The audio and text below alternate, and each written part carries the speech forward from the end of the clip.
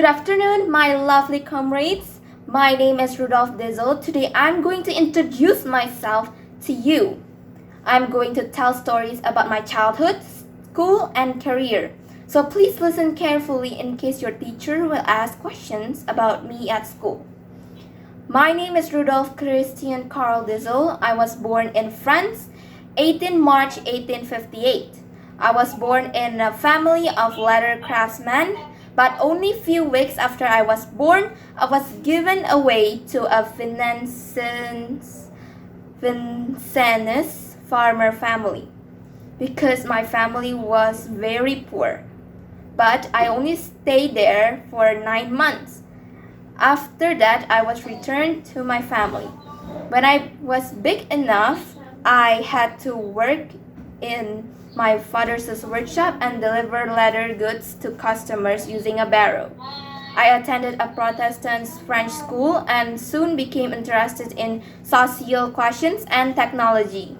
I was a very good student at that time, so when I was 12 years old, I received the Société pour Instructions Elementaire Bronze Medal for my brilliant scientific works. In 1872, I began to be known and recognized as a candidate for reliable mechanics.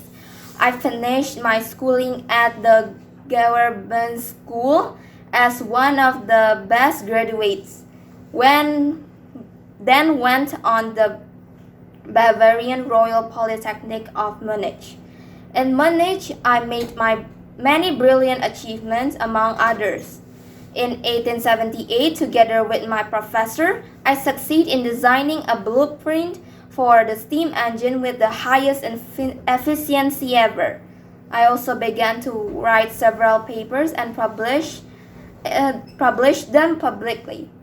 After that, I started working as a mechanic at Sulzer's company in Winterthur, developing ice-making machine.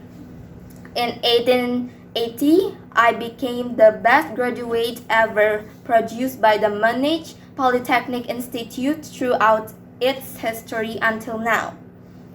After graduating, I decided to live in Paris and set up a branch of an ice-making machine company there.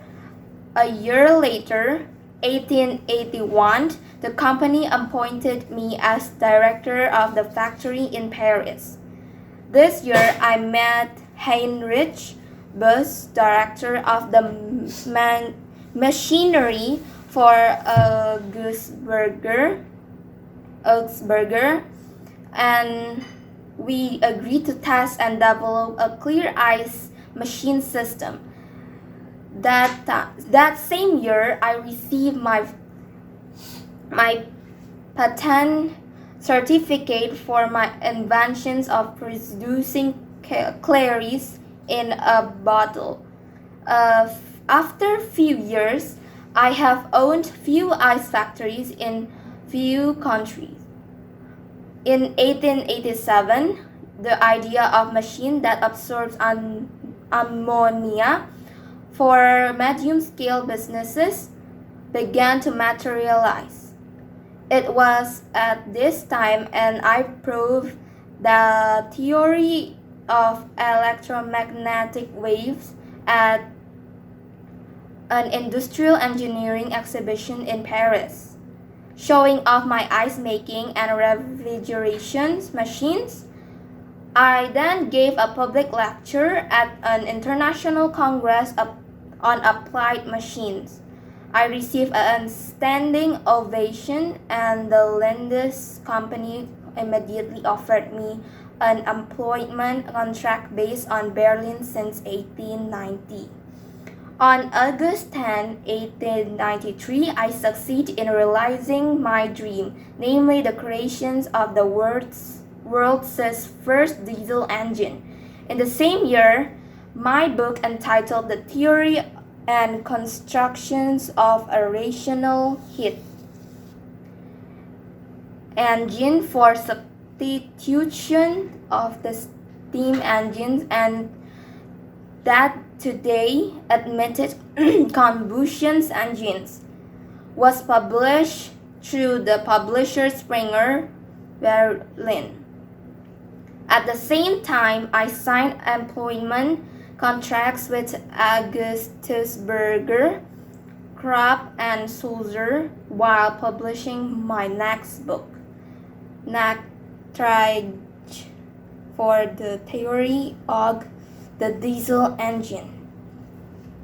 Then in 20th century, precisely in 1900, the first diesel engine factory in London was inaugurated.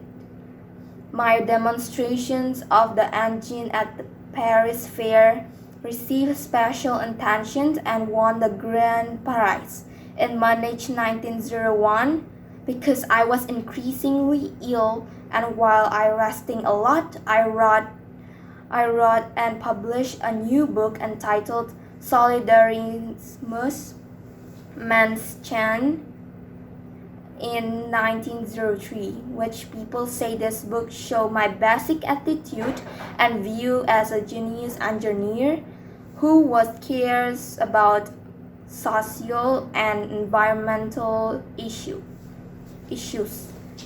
2 years later, in 1905, the diesel engine began to use as a railroad engine, and the peak of my achievements in 1910 when I appeared at the Paris Fair with the design of a diesel engine driven by peanut oil and marijuana oil.